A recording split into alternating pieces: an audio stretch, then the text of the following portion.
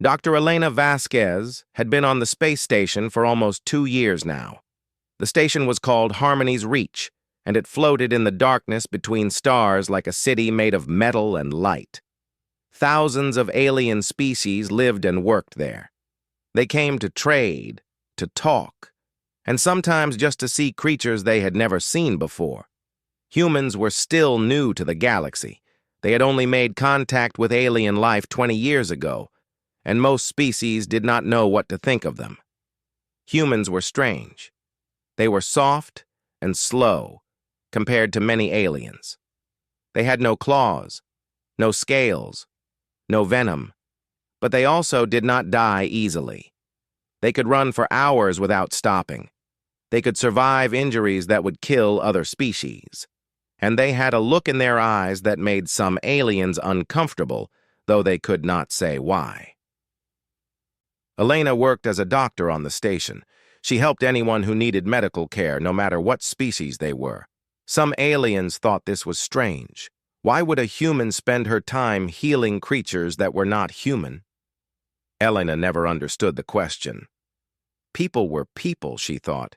If someone was hurt, you helped them. That was all. On the day everything changed, Elena was walking through the commercial district. The area was crowded with aliens of all shapes and sizes. There were tall insect creatures with clicking legs. There were small furry beings that moved in groups. There were massive reptilian aliens with scales that glowed in different colors. The air smelled of strange foods and stranger perfumes. Elena stopped at a small food stall to buy something to eat. She was tired from a long shift at the medical center.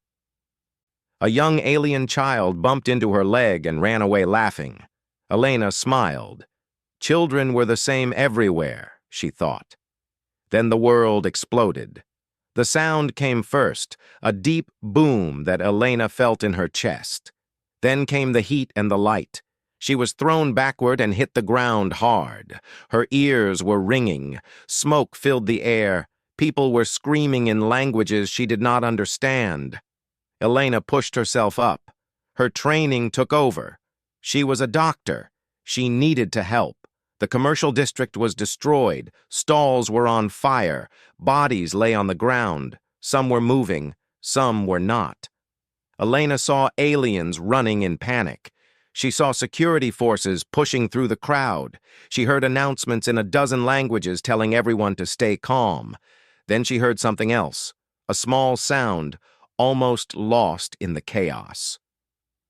A cry, not an adult cry, a child's cry. Elena turned toward the sound. Through the smoke, she saw a collapsed structure. Metal beams had fallen in a twisted pile, and beneath those beams, she saw movement. She ran. As she got closer, her heart nearly stopped. The creatures trapped under the debris were Vorathi cubs. 3 of them, small and scared, their golden eyes wide with terror. The Vorathi were one of the most powerful species in the galaxy. They were predators, 7 feet tall when fully grown, covered in dark scales that could glow with different colors to show their emotions. They had claws that could cut through metal. They had teeth designed for tearing flesh. They ruled the Predator Council, a government made up of all the carnivore species in the quadrant, and they hated humans. The Vorathi called humans mudwalkers and prey that forgot its place. They thought humans were weak, stupid, and beneath their notice. A human who approached Vorathi cubs uninvited might be killed on sight by the parents. Everyone knew this. Elena did not care. She dropped to her knees beside the debris and started pulling at the metal beams. The cubs were crying, making high-pitched sounds that broke her heart. One of them had blood on its scales. Another was pinned under a heavy beam and could not move. "It's okay," Elena said softly, even though she knew they probably did not understand her. "I'm going to get you out. You're going to be okay." She worked frantically, cutting her hands on sharp metal edges. She managed to pull away enough debris to reach the cubs. The smallest one grabbed onto her arm with tiny clawed hands and would not let go. Then Elena heard a sound that made her blood freeze, a clicking noise. She looked up and saw a small device attached to a nearby pillar. It was blinking red. A second bomb. Elena did not think. She did not calculate. She did not consider the politics or the consequences. She simply moved. She threw herself over the three cubs, covering them with her body. She wrapped her arms around them and pressed them against the ground, shielding them with everything she had.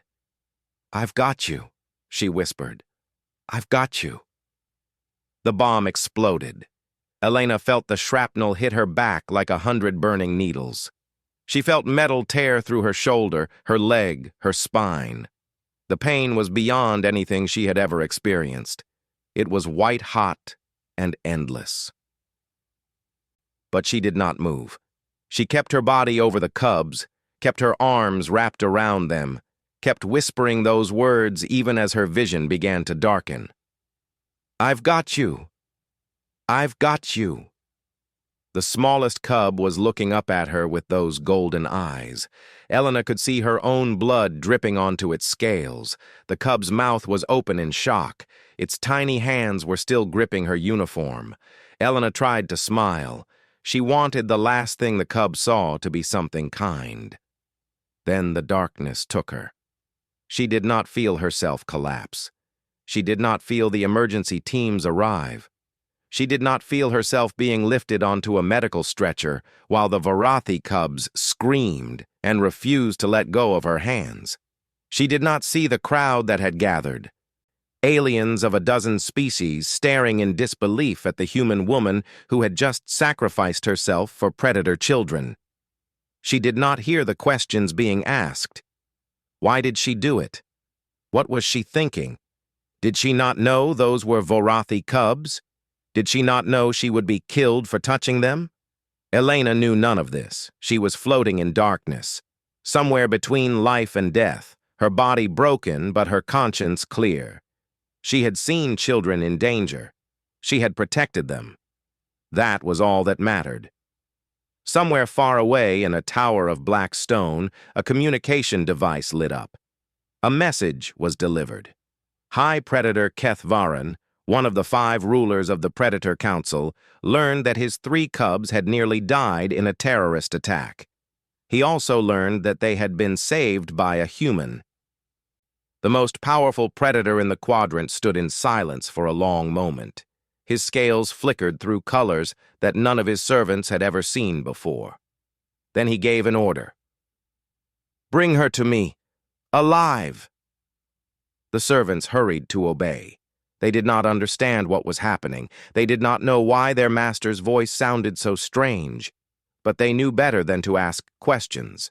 The hunt for Elena Vasquez had begun. She took Shrapnel to save the cubs, then awoke, surrounded by the Predator Council's stare. Elena opened her eyes and immediately knew she was not in a human hospital. The ceiling above her was made of dark metal with sharp angles. Red lights glowed along the edges of the room. The air smelled different, like iron and something electric. Everything about the place felt wrong, like it had been designed for creatures very different from her. She tried to move and pain exploded through her body. She gasped and fell back against the bed. Her back felt like it was on fire. Her left leg would not respond at all. Her shoulder throbbed with every heartbeat. "Do not move, human." Elena turned her head slowly. A Varathi stood beside her bed. It was tall and covered in dark green scales. Its golden eyes watched her with an expression she could not read. It wore something that looked like a medical uniform. "Where am I?"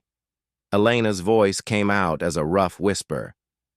"You are in the primary medical facility of the Varathi homeworld," the alien said. Its voice was deep and rumbling, like distant thunder. "You have been unconscious for 6 standard days." 6 days. Elena tried to process this information. She remembered the explosion. She remembered the cubs. She remembered throwing herself over them, feeling the shrapnel tear through her body. "The children," she said suddenly, trying to sit up again despite the pain. "The cubs. Are they alive? Are they hurt?" The Varathi doctor tilted its head slightly. Something flickered across its face, but Elena did not know Varathi expressions well enough to understand what it meant. The cubs of high predator Kethvaran survived with minor injuries, the doctor said, because of you. Elena let out a breath she did not know she had been holding. She sank back against the bed. Good, she whispered. That's good. The doctor was silent for a moment. Then it spoke again. I do not understand you, human. What do you mean? You are not supposed to be alive. The shrapnel that struck your body would have killed most species instantly. We removed 17 pieces of metal from your flesh. Your spinal cord was completely severed. Your left lung collapsed. You lost more blood than your body should contain. Elena managed a weak smile. Humans are hard to kill. Yes, the doctor said slowly. We are learning this. It paused. We have repaired what we could. Your lung is functional again. We have installed a temporary neural bridge to restore some function to your lower body, but the damage to your spine is severe. Without extensive reconstruction, you may never walk again. Elena absorbed this news quietly. She had known, somehow, that the injuries were bad. She had felt the metal hit her spine. She had felt her legs go numb. Thank you, she said finally, for saving my life. The doctor stared at her for a long moment. You thank me? Of course. You didn't have to help me. I'm human. Your people don't exactly like us. No, the doctor agreed. We do not. It turned away and began checking some kind of medical equipment. But the High Predator commanded that you be kept alive. We obey the High Predator. Elena felt a cold weight settle in her stomach. Why does he want me alive? Before the doctor could answer, the door to the room slid open. 2 Varathi warriors entered. They were massive, even bigger than the doctor, and they wore armor that gleamed in the red light. Their claws were extended. Their scales pulsed with colors that Elena suspected meant aggression. The council has summoned the human, one of them said. She will come now. Elena looked at the doctor. I can't walk. You will be transported.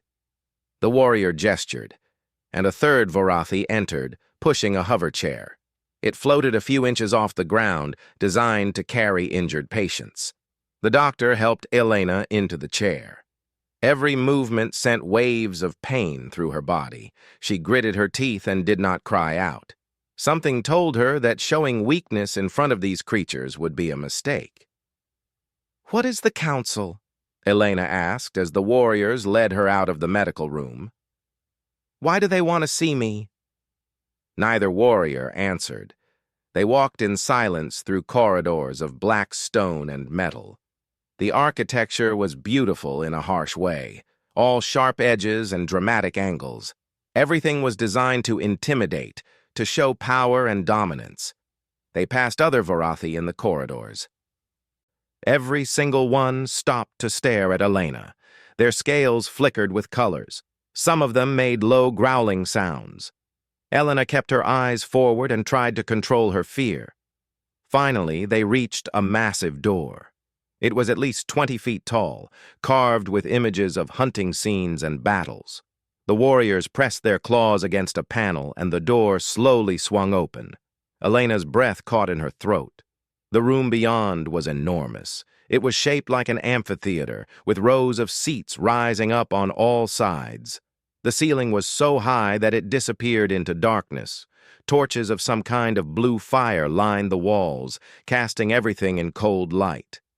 And at the center of the room, seated in a semicircle on massive thrones, were 5 creatures that made the warriors beside her look small.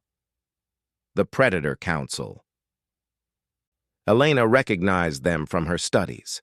The 5 most powerful carnivore species in the known galaxy, united under one ruling body. The Varathi representative sat in the center. He was the largest Varathi Elena had ever seen, nearly 8 feet tall even while seated. His scales were pure black, and they glowed with an inner light that pulsed like a heartbeat. His eyes burned like molten gold.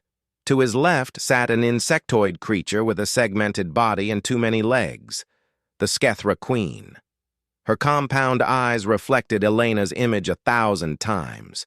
Next to her was a wolf-like alien covered in silver fur, the Fenrathi Pack Lord. He watched Elena with the focused attention of a hunter tracking prey. On the other side sat a serpentine being, 20 feet long and covered in iridescent scales, the Kolos Venom Speaker. It coiled around its throne like a living nightmare. And finally, a massive bear-like creature with white fur and claws as long as Elena's forearm, the Grothmar Elder. He was the oldest of them, and his eyes held something that might have been wisdom. Every single one of them was staring at Elena. She had never felt so small in her entire life. She was just a human, just a doctor from a little planet called Earth, and she was sitting before the 5 most dangerous beings in the galaxy. The warriors pushed her hover chair to the center of the room and then withdrew. Elena was alone. The silence stretched for what felt like hours. Elena could hear her own heartbeat pounding in her ears. She could feel sweat running down her back, mixing with the blood that still seeped from her wounds. Finally, the Varathi in the center spoke. His voice was like an earthquake, deep and powerful and impossible to ignore. Human. Elena swallowed hard. Yes? I am High Predator Kethvaran. The cubs you protected are my offspring. Elena's heart nearly stopped. She had saved the children of the most powerful predator in the galaxy. She did not know if that was good or very, very bad. Kethvaran leaned forward. His golden eyes bore into her with an intensity that made her want to look away. But she did not. She held his gaze even though every instinct screamed at her to submit. You are injured, Kethvaran said. You may never walk again. You nearly died. And you did this for cubs that are not your own, for a species that has shown your kind nothing but contempt. He paused. The other council members watched in silence. Explain yourself, Kethvaran commanded. Why did you do this? Elena opened her mouth to answer, but no words came out. She did not know what to say. She did not know what answer they wanted. She did not know what answer would keep her alive. All she knew was the truth. They were children, she said quietly. They were scared. They needed help. She looked up at the 5 predators surrounding her. She took Shrapnel to save the cubs, then awoke, surrounded by the Predator Council's stare. The council chamber was silent after Elena spoke. The 5 predators stared at her with expressions she could not understand. Their scales, fur, and plates shifted with colors and patterns that meant nothing to her human eyes. High Predator Kethvaran was the first to speak again. He rose from his throne and walked down the steps toward her. Each footstep echoed through the chamber like thunder. He stopped just a few feet away from her hover chair, towering over her like a mountain made of scales and muscle. You expect me to believe that? His voice was low and dangerous. You expect me to believe that you threw yourself onto a bomb, destroyed your own body for children you had never met? Children of a species that would have gladly watched your entire race die. Elena did not look away from his burning eyes. I don't expect you to believe anything. I'm just telling you the truth. There is no such thing as truth without motive, Kethvaran growled. Everything has a price. Everything has a reason. What is yours? What do you want from me? Money? Power? Political protection for your pathetic species? I don't want anything. Lies! Kethvaran's scales flared bright red. You have placed me in life debt, human. Do you understand what that means? In my culture, I am now obligated to repay what you have done. My honor demands it. My laws demand it. You have created a chain around my neck, and you expect me to believe it was an accident? Elena felt anger rising in her chest, pushing past the fear and the pain. I didn't know who those children belonged to. I didn't even know Varathi had a concept of life debt. I just saw 3 scared kids about to die, and I did what any decent person would do." Decent? The word came from the Kolos venom speaker. The serpent uncurled slightly, its iridescent scales catching the blue torchlight. "What a curious word. Tell me, human, is it decent to sacrifice yourself for creatures that would eat your young without a second thought? Is it decent to waste your life for nothing?" "It wasn't nothing," Elena said firmly. "Those children are alive because of what I did. But why do you care?" The Skethra Queen leaned forward, her compound eyes glittering. Her voice was strange, like many voices speaking at once. "My species does not understand this behavior. When our offspring are weak, we abandon them. It makes the hive stronger. Resources should not be wasted on the young of other species. Your action suggests that humans are defective, that your survival instincts are broken." "Our survival instincts are just fine," Elena replied. "We just don't think children are disposable." The Fenrathi Pack Lord made a sound that might have been a laugh. "I understand protecting young. Pack is pack. Blood is blood. But these cubs were not your pack. They were not your blood. They were strangers. Enemies, even." He tilted his wolf-like head. "Unless... Have you claimed them? Is this some kind of human adoption ritual? Have you made the cubs yours?" Elena blinked. "What? No, I helped them because they needed help. That's all." "That's all," the venom speaker repeated mockingly. "She nearly dies, and that's all. She may never walk again, and that's all." The serpent hissed softly. "I think the truth is simpler. Humans are prey animals. Prey animals have instincts to protect young, even young that are not theirs. It is a mindless reflex, nothing more. This human did not make a choice. Her weak prey brain simply reacted." Elena's hands tightened on the arms of her hover chair. The pain in her back flared, but she ignored it. "I am not prey." "Of course you are," Sithrak said dismissively. "You have no claws, no fangs, no venom, no armor. You are soft and slow and fragile.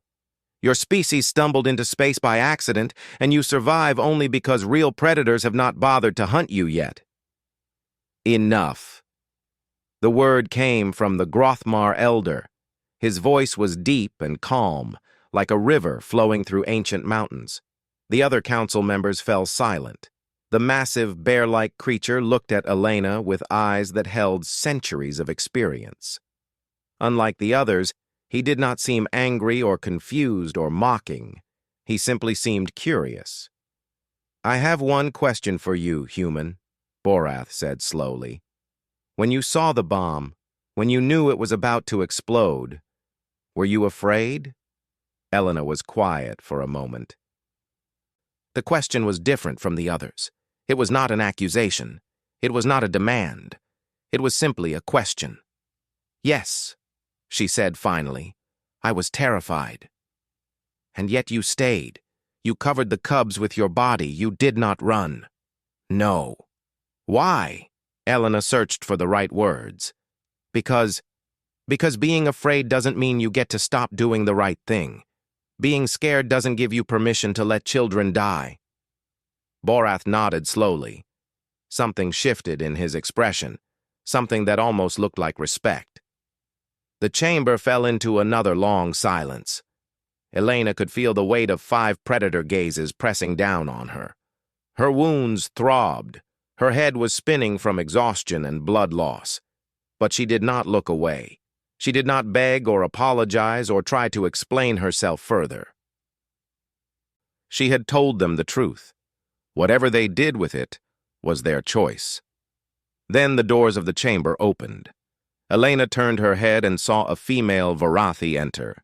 She was smaller than Kethvaran, but still massive compared to Elena. Her scales were a deep blue, and she moved with careful grace. Behind her walked 3 small figures, the cubs. Elena's heart clenched at the sight of them. They looked so much smaller than she remembered, so fragile despite their scales and claws. The smallest one had a bandage wrapped around his arm. Another had scratches on her face that were still healing. The female Varathi was their mother. Elena could see it in the way she kept the cubs close, the way her eyes scanned the room for threats. "I did not summon you, Vatha," Kethvaran said, his voice tight. "No," the female replied calmly. "But our children wish to see the human, and I thought the council should hear what they have to say." Before anyone could object, the eldest cub broke away from his mother. He was maybe 10 years old in human terms, his scales not yet darkened to adult colors. He ran across the chamber floor toward Elena's hover chair. He stopped just a few feet away, staring at her with wide golden eyes. "You're hurt," he said.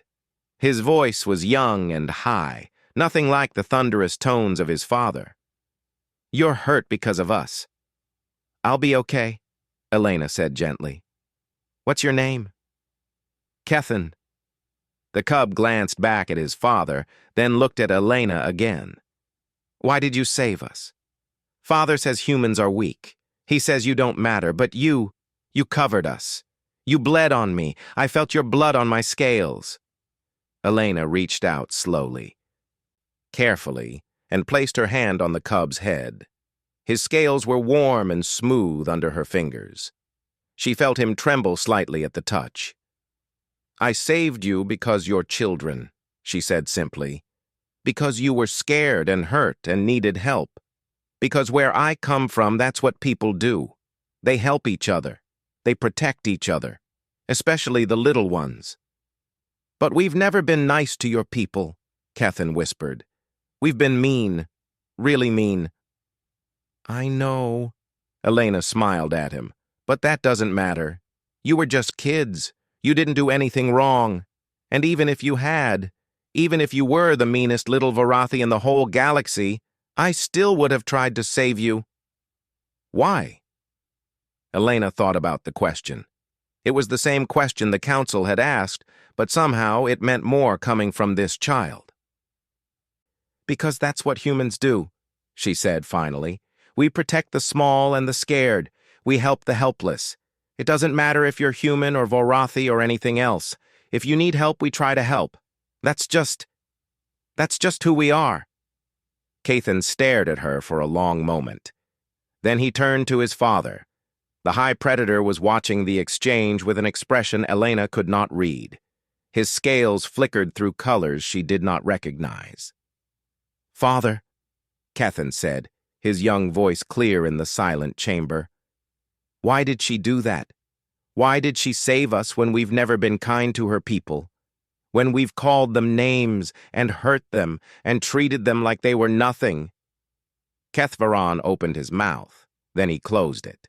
For the first time in his long life, the High Predator had no answer. She took Shrapnel to save the cubs, then awoke, surrounded by the Predator Council's stare. Elena was taken back to the medical facility while the council deliberated. She lay in her bed, staring at the sharp alien ceiling, thinking about the golden eyes of the cub, who had asked his father a question no one could answer. In the council chamber, the 5 High Predators sat in uncomfortable silence. Vatha had taken the cubs away, but Kethan's words still hung in the air like smoke that would not clear. "This is unacceptable," the Venom speaker hissed finally. "A human has made fools of us all. She has created a life debt with the most powerful member of this council, and she claims to want nothing in return. It is obviously a trick." "What kind of trick?" Borath asked quietly. "She nearly died. Her spine is destroyed. She may never walk again. What trick requires such sacrifice?" "I do not know yet," Sithrak admitted, "but humans are cunning. Perhaps she planned this somehow. Perhaps she knew the cubs would be there." "That is foolish," Ren the Pack Lord growled. "The attack was carried out by the Purity Collective. They hate all species mixing. They would never work with a human, and even if they would, Why would a human agree to nearly kill herself just to save Vorathi cubs? To create this exact situation, Sithrak insisted. To force Kethvaran into life debt, to gain power over us. Then why did she say she wants nothing? The Skethra Queen clicked. If this was her plan, she would have made demands by now. She would have asked for something. Kethvaran had been silent throughout this argument. He sat on his throne with his claws digging into the stone armrests. His scales had not stopped flickering since his son asked that question. "I have served on this council for 40 years, he said finally. His voice was quieter than usual, almost thoughtful. I have fought wars. I have crushed enemies. I have made decisions that changed the fate of entire species. But I have never—" He paused, searching for words. "I have never been unable to understand an enemy's motivation. Until now." "She is not an enemy," Borath said. "That is what you cannot accept." "Everyone is an enemy," Kethvaran replied automatically. "Everyone wants something. That is the nature of existence." "Is it?" The Grothmar elder rose from his throne and walked to the center of the chamber. He moved slowly, his ancient joints creaking with each step. "I am old enough to remember things this council has forgotten. I am old enough to remember when we thought we understood the universe." He turned to face the other predators. "There is something I must tell you. Something that our intelligence services discovered years ago, but that we chose to ignore because it did not fit our understanding of things." The other council members leaned forward, interested despite themselves. "The humans have a pattern," Borath continued. "Our spies have documented it across dozens of incidents. Human soldiers have died protecting alien civilians during conflicts. Human medics have refused to abandon alien patients even when it meant their own deaths. Human ships have broken formation during battles to rescue escape pods from enemy vessels." "Weakness," Sithrak said dismissively. "That is what we told ourselves," Borath agreed. "We called it weakness, or stupidity, or broken instincts. But consider this. The humans have spread across more than 200 worlds in just 20 years. They have formed alliances with species that were at war for centuries. They are welcomed in ports where our kind is feared and hated." He paused, letting his words sink in. "We assumed they succeeded despite their strange behavior. But what if they succeeded because of it? What if their willingness to protect others, even at great cost to themselves, is not a flaw, but a strategy? Not weakness, but a different kind of strength?" The Skethra Queen made an uncomfortable clicking sound. "You are suggesting that selflessness is useful." "I am suggesting that we have been measuring strength by the wrong standards," Borath replied. "We measure it by fangs and claws and the ability to destroy. The humans measure it by something else entirely, by the willingness to protect." Silence fell over the chamber again. Each of the high predators was lost in thought, trying to fit this new idea into their understanding of the universe. "What do the humans call themselves?" Kethvaran asked suddenly. "In their own language. What word do they use?"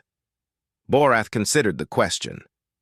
"They call themselves many things, but the name they give their space forces, their explorers, their protectors, they call them guardians." "Guardians," Kethvaran repeated slowly. The word felt strange in his mouth. "Not hunters, not predators. Guardians. Yes, they see the universe differently than we do. We see resources to be claimed and enemies to be destroyed. They see things to be protected, people to be sheltered, children to be saved." Ren the Pack Lord spoke up. "My people have a concept called adoption by deed. When someone saves the life of a pack member, they earn the right to be considered pack themselves regardless of blood." He paused. "By our traditions, this human has earned the right to be called kin to Kethvaran's cubs. She has proven herself through action more meaningful than any words could be. The Fenrathi would accept a human as pack? Sithrak sounded disgusted. The Fenrathi would accept anyone who proved worthy through deed, Ren replied calmly. Words are wind, actions are truth. Her actions have spoken. Kethvarin rose from his throne and walked to the center of the chamber. His massive form seemed somehow smaller than it had before, as if the weight of this decision was pressing down on him. My son asked me a question, he said quietly. He asked why this human saved his life when our people have shown hers nothing but contempt. I had no answer for him. I, who have an answer for everything, could not explain why a creature we call prey would sacrifice herself for our children. He turned to face the other high predators. I still do not understand it. Perhaps I never will. But I know this. If I punish this woman, if I harm her or imprison her or send her away in disgrace, my son will never forgive me. And more than that, I will never forgive myself. The chamber was completely silent. She saved my children, Kethvarin continued. She shielded them with her own body. She whispered comfort to them while her blood soaked their scales. And she asked for nothing in return. Nothing. Not power, not money, not protection. Nothing. He closed his eyes for a moment. In all my years, in all my battles and negotiations and political games, I have never encountered anything like this. I do not know what to call it, but I know that it deserves to be honored, not punished. Honored.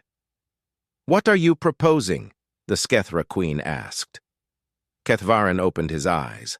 They burned with a new kind of fire, not anger or suspicion, but something else, something that looked almost like wonder. I am proposing that we do something this council has never done before. I am proposing that we acknowledge this human not as prey, not as enemy, not as a tool to be used. I am proposing that we acknowledge her as what she has proven herself to be. He looked at each of his fellow high predators in turn. A protector, a guardian, an equal. The Venom speaker hissed in protest. You cannot be serious. She is human, she is nothing. She is someone who was willing to die for my children, Kethvaran replied calmly. That is not nothing. That is everything. Borath nodded slowly. I support this proposal. Ren stood. As do I. The pack honors those who protect its young. The Skethra queen hesitated, then bowed her head. I do not understand this human, but I cannot deny what she has done. I will not oppose this. All eyes turned to Sithrak. The serpent coiled tighter around his throne, his scales flickering with angry colors. For a long moment he said nothing. Then finally, he spoke. I still believe this is foolish. I still believe humans are prey and always will be. But I will not block the will of the council. He paused. This time. Kethvarin nodded. Then it is decided. He turned toward the chamber doors. Bring the human back. It is time she learned what the Predator Council thinks of those who protect our young. She took Shrapnel to save the cubs, then awoke, surrounded by the Predator Council's stare.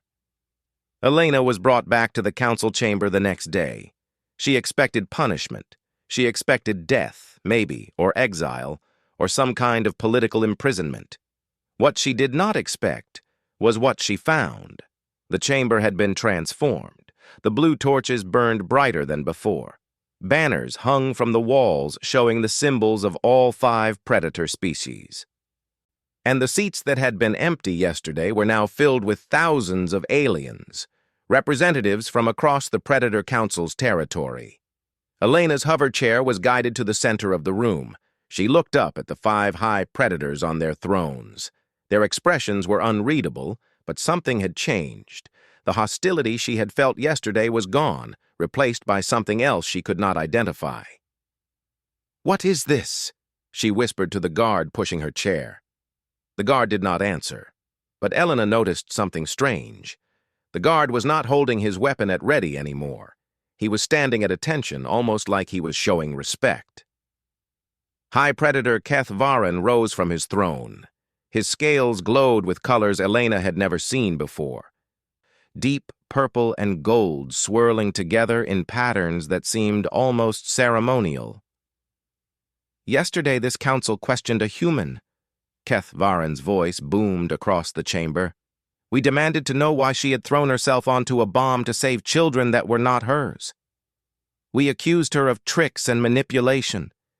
We treated her as prey, as an enemy, as something beneath our notice. He began walking down the steps from his throne. Each footstep echoed like a drumbeat. We were wrong. A murmur rippled through the watching crowd. Elena's heart was pounding so hard she could feel it in her throat. This human, Dr. Elena Vasquez, did something that none of us could understand. She risked her life for strangers. She sacrificed her body to protect children of a species that has shown her kind nothing but contempt. And when we asked her why, she said the words that have haunted me ever since. Keth Varan stopped in front of Elena's hover chair. He was so close she could feel the heat radiating from his massive body. She said, "They were children. They were scared. They needed help." He paused, as if there could be no other reason, as if protecting the helpless was simply what one does. Elena looked up at the towering predator. She did not know what to say. She did not know what was happening. Then, Keth Varan did something that made the entire chamber gasp. He knelt. The most powerful predator in the quadrant, the high predator of the Varathi, ruler of 1,000 worlds, went down on one knee before a human woman in a hover chair.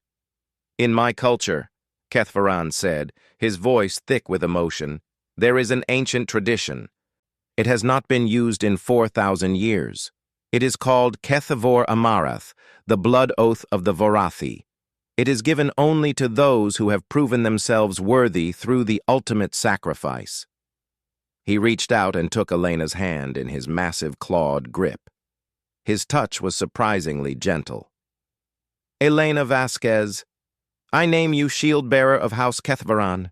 From this day forward, you are no longer human in the eyes of my people. You are clan. My children are your children. My home is your home. My enemies are your enemies, and anyone who harms you answers to me." Elena's eyes filled with tears. She did not know what to say. She had not asked for this. She had not wanted anything except to help 3 scared children, but she understood what this meant. She understood that something had shifted. Not just for her, but for her entire species. Keth Varan rose and stepped back. Then Ren the Pack Lord came forward. The wolf-like predator threw back his head and howled. It was a long, mournful sound that filled the entire chamber and seemed to vibrate in Elena's bones. "The Fenrathi Pack Lord," an announcer called out, "offers the adoption cry. The human is recognized as pack friend to all Fenrathi." Next came Borath, the Grothmar Elder. The ancient bear moved slowly toward Elena, and when he reached her, he raised one massive paw. With a single claw, he drew a line across his own palm. Blood welled up from the wound, dark and thick. "Blood tribute," the announcer called. "The Grothmar Elder offers his own blood in recognition of the human's courage." Even the Skethra Queen came forward, though she said nothing. She simply bowed her head, her compound eyes fixed on Elena. It was the first time a Skethra had ever acknowledged a human as equal. Only Sithrak, the Venom Speaker, remained on his throne. He did not participate in the ceremony, but he did not protest either. His silence was, in its own way, acceptance. When the ceremony was finished, Elena found herself surrounded by the most powerful predators in the galaxy, all of them looking at her with something that resembled respect. She did not know what to say, so she said the only thing that came to mind. "Thank you." Keth Varan made a sound that might have been a laugh. "You save my children's lives, and you thank us? You are a strange creature, Elena Vasquez. I've been told that before. The Varathi High Predator smiled, showing rows of razor-sharp teeth. On anyone else, it would have been terrifying. On him, somehow, it looked almost warm.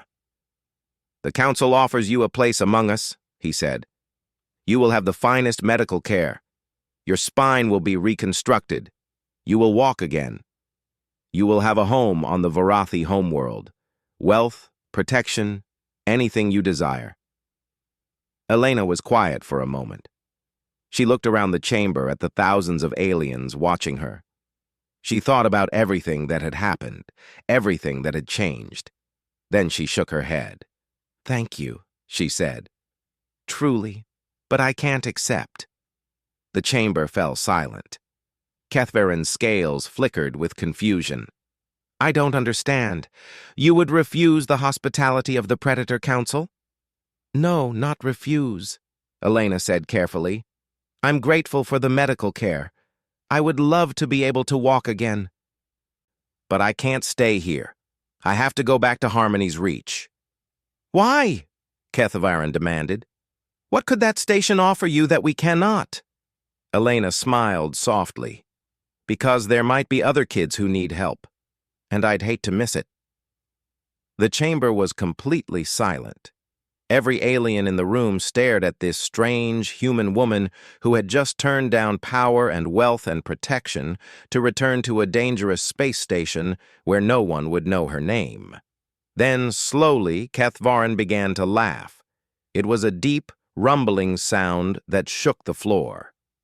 You truly are something else, Elena Vasquez.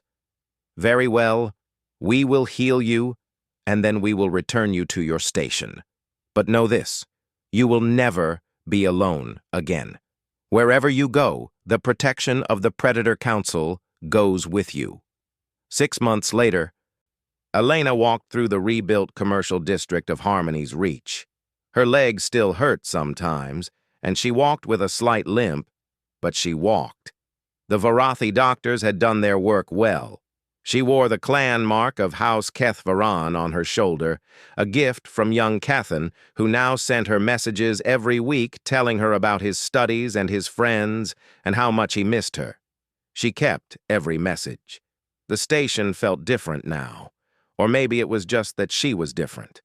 A Fenrathi merchant nodded to her as she passed, a gesture of respect that would have been unthinkable a year ago. A Skethra diplomat stepped aside to let her through. A young Grothmar child pointed at her and whispered something to his parent, eyes wide with wonder. Elena pretended not to notice. She was just a doctor. Just a woman who had been in the right place at the right time.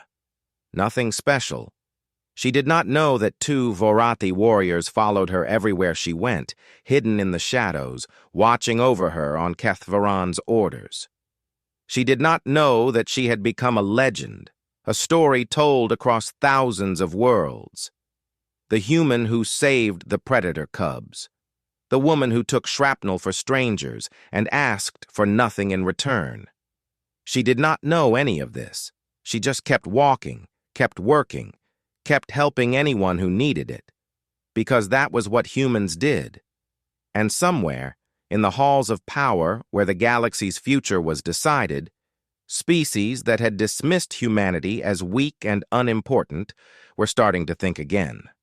They remembered the woman in the hover chair who had faced down the Predator Council without flinching. They remembered her words, simple and honest and impossible to argue with. They were children. They were scared. They needed help. And they began to understand that humans were not prey. Humans were not weak. Humans were something far more dangerous. Humans were guardians, and the galaxy would never be the same. The end. What other reason could there possibly be?